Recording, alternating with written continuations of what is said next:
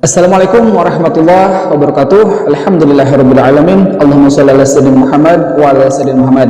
Terima kasih buat teman-teman yang selalu setia menemani saya di channel ini. Saya doakan semuanya dalam keadaan sehat walafiat. Allah mudahkan segala urusannya. Allah berikan keberlimpahan, baik itu kebahagiaan maupun rezeki. Dan tidak lupa semoga Allah lunaskan semua amanah-amanah atau hutang-hutang semuanya. Amin ya rabbal alamin.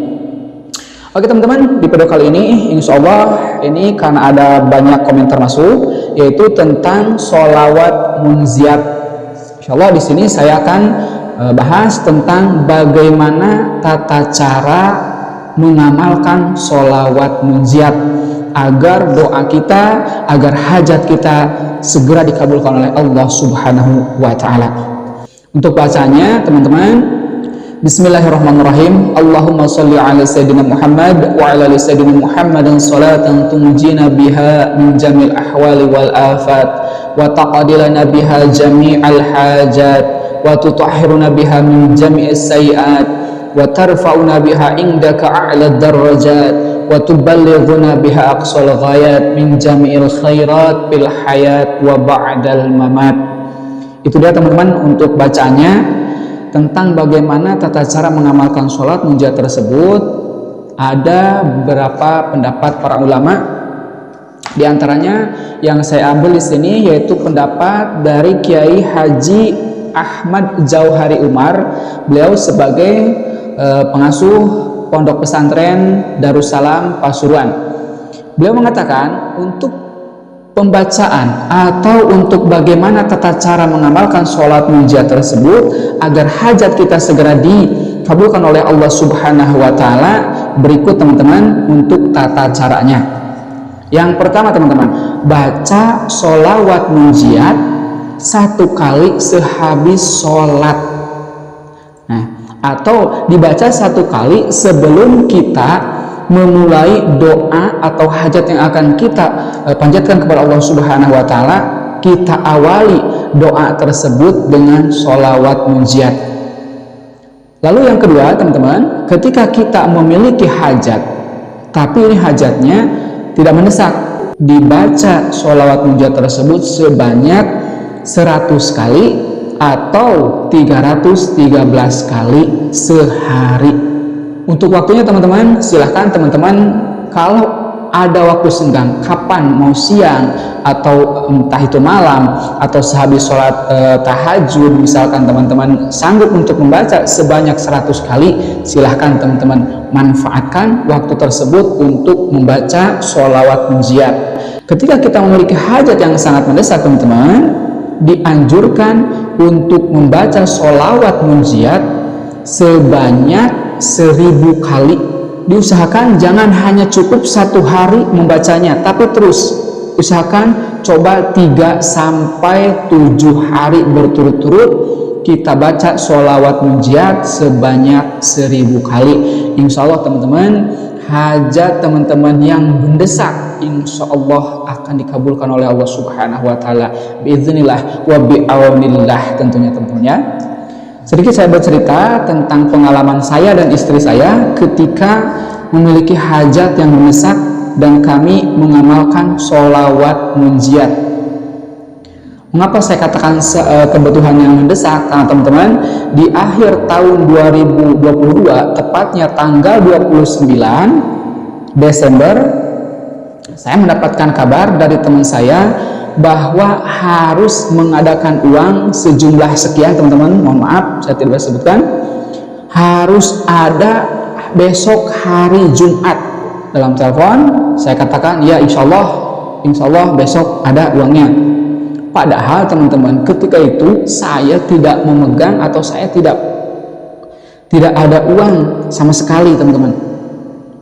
Pas tanggal 29 tuh saya hanya punya waktu tempo 1 hari, besok hari Jumat tanggal 29 itu hari Kamis, besok tanggal 30 hari Jumat harus ada katanya. Ya udahlah, saya pasrah sama Allah ya. Seperti yang tadi saya katakan, saya terus mencoba ikhtiar dengan jalur langit teman-teman semua. Tentunya dengan jalur bumi juga kita ikhtiar. Istri saya mengamalkan sholat munjiat teman-teman semua. Dia membaca hanya sanggup 100 kali dalam sehari. Ya, saya juga coba teman-teman. Ketika malam Jumat tiba, ya, saya baca sholawat tersebut.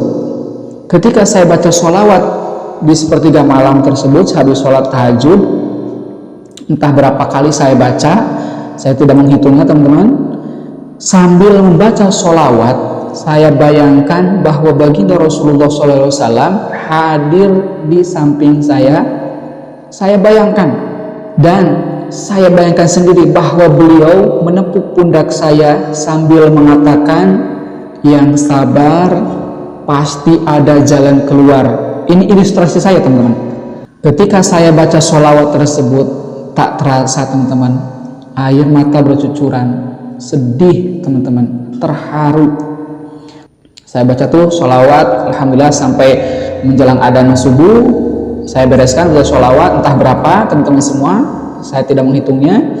Setelah sholat subuh, saya lanjutkan lagi membaca sholawat tersebut. Saya bayangkan lagi bahwa baginda hadir lagi sambil menepuk pundak. Saya bayangkan lagi beliau katakan, yang sabar pasti ada jalan keluar. Selesai itu teman-teman, sampai subuh, sampai menjelang duha, saya bereskan tuh di musola, baca sholawat. Nah, itu kan hari Jumat. Dah selesai pagi itu ya. Masih belum ada tanda-tanda saya akan dapat rezeki atau akan dapat uang. Saya sudah pasrah teman-teman. Sampai Jumat tiba, kita berangkat pergi ke masjid untuk sholat Jumat. Selesai sholat Jumat, ada guru saya, beliau membisikkan kepada saya bahwa setelah pulang Jumat, Ustaz, setelah pulang Jumat ditunggu untuk berkumpul.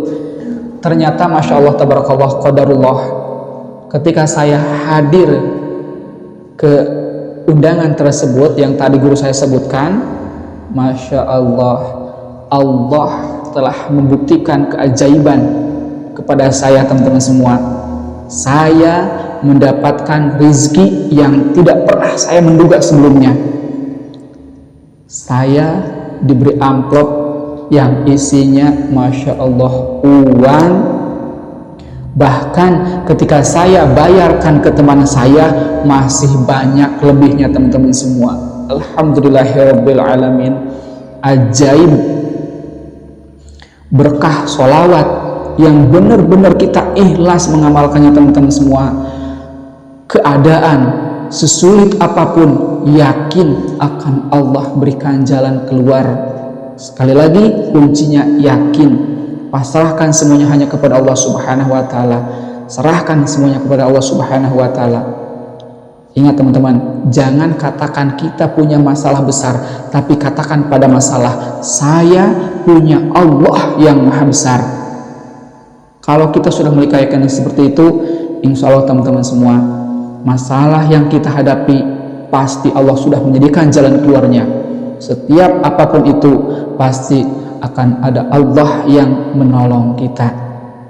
Itu dia teman-teman. Semoga kisah tadi, alhamdulillah, yang pernah saya alami sendiri menjadi penyemangat buat teman-teman semua yang sedang berjuang dengan jalur langit atau mengamalkan sholawat. Sekali lagi, jangan pernah lelah untuk bersolawat. Semangat terus, yakin akan keajaiban dari Allah Subhanahu wa taala. Sekian teman-teman, semoga kita bisa mengambil hikmah manfaatnya. Sekian yang saya dapat sampaikan. Assalamualaikum warahmatullahi wabarakatuh.